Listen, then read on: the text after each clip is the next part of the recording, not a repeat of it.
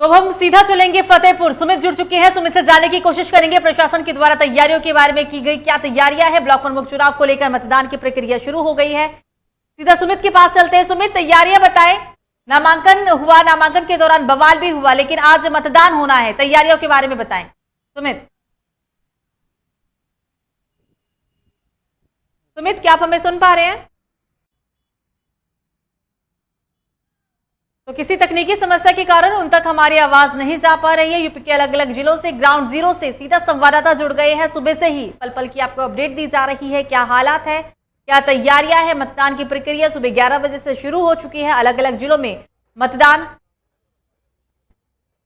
किया भी जा रहा है। प्रशासन ने अपनी तरफ से हर संभव प्रयास किया है। भारी पुलिस बल की तैनाती की गई है। गाजियाबाद में हालात सामान्य है। कानपुर की बात करें तो कानपुर में भी सही तरीके से मतदान किया जा रहा है।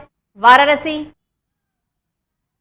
बुलंदशहर, अलग अलग जिले जहां पर हमारे संवाददाता सीधे मौजूद है। संवाददाता पर्पल की आपको रिपोर्ट दे रहे हैं, पर्पल की आपको हम अपडेट दे रहे हैं कि क्या हालात है पंचायत चुनाव मतदान के दौरान।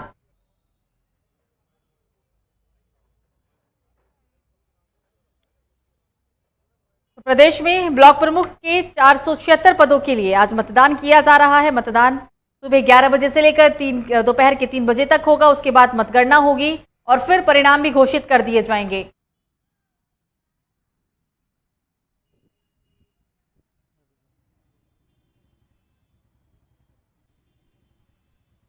तो एक बार फिर से दोबारा हमारे संवाददाता जो फतेहपुर से जुड़ गए सुमित, उनसे बात करने की कोशिश करते हैं। सुमित, आवाज आ रही है आपको मेरी?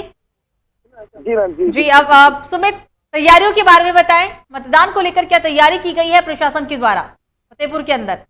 जी, जैसे कि आपको बता तो मैम, अगर विजयपुर प्लांट की बात की जाए तो यहाँ लगभग 150-200 पुलिस कर्मी के तैनात है। और इस टाइम कोरोना का लहर भी काफी तेजी से आ रहा है। फल स्टेट की तैयारी भी लोग कर ली। यहाँ मास्क और सैनिटाइजेशन के हिसाब से किया जा रहा है। और बात की जाए यहाँ की जो विजयपुर प्लांट के वीडियो इतने सख्त है कि वो डायरेक्टली बोल दिया कि अंदर जाना अलाउ नहीं है। ये तो आपने महामारी को लेकर कहा कि महामारी को पूरा ध्यान देकर महामारी को लेकर तैयारियां पूरी है और कोरोना गाइडलाइन का पालन करने के बाद ही प्रत्याशी को अंदर देने के लिए दिया जा रहा है। लेकिन जैसे नामांकन के दौरान यूपी के अलग अलग जिलों से हिंसक घटनाएं सामने आई थी, फतेहपुर में भी क्या कोई ऐसी घटनाएं सामने आई थी? जी, तो अगर फतेहपुर की बात करें तो यानी ब्लॉक में भी ऐसी घटनाएं सपा और भाजपा कार्यकर्ताओं के बीच में नामांकन की झगड़ा हुआ था। झगड़ा को लेकर वहां पे रिवाल्वर भी लहराई गई थी। क्या कार्रवाई की गई थी उस वक्त? सर, इससे अब मैम अभी तक किसी को कोई कार्रवाई नहीं की गई, इसकी तलाश की जा रही है। सुमित, विपक्षी पार्टी के जो नेता हैं, कार्यकर्ता हैं, उनका आरोप है कि इस बार पुलिस प्रशासन अब सत्ताधारी पार्टी के आगे नतमस्तक है, कार्रवाई नहीं कर रही है। क्या कुछ ऐसा फतेहपुर के अंदर भी है? बिल्कुल कहीं ना कहीं ऐसी नाकामी दिख रही है प्रशासन के अंदर की। कहीं बिल्कुल आपकी बात बिल्कुल सही है, कहीं ना कहीं नाकामी दिख रही है प्रशासन की। हाँ, बीजेपी कार्यकर्ताओं और सपा में ऐसा है देखने को मिल रहा है यहाँ फतेहपुर जिले में। सुमित, पुलिस प्रशासन के लिए ये दिन बहुत चुनौतीपूर्ण है आज का, क्योंकि आज नामांकन हुआ, उसके बाद फिर आज ही मतदान भी होगा, मतगणना भी की जाएगी, परिणाम भी घोषित किए जाएंगे। तैयारियां क्या खास है?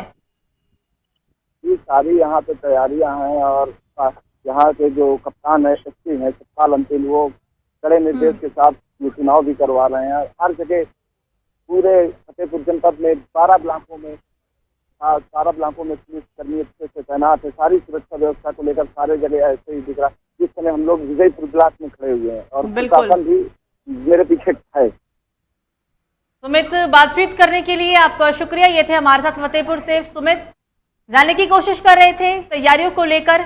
उत्तर प्रदेश में ब्लॉक प्रमुख चुनाव की 825 सीटों में से 349 सीटों पर निर्विरोध प्रत्याशी जीत लिए गए हैं। 315 प्रत्याशी इसमें बीजेपी के शामिल है, क्योंकि बीजेपी ने पहले ही दावा कर दिया था कि 349 सीटों पर जो निर्विरोध प्रत्याशी जीती गई है उसमें से 334 प्रत्याशी बीजेपी की हैं। लेकिन जो अब खबर सामने आई है रिपोर्ट की माने 318 प्रत्याशी बीजेपी के निर्विरोध जीत लिए गए हैं।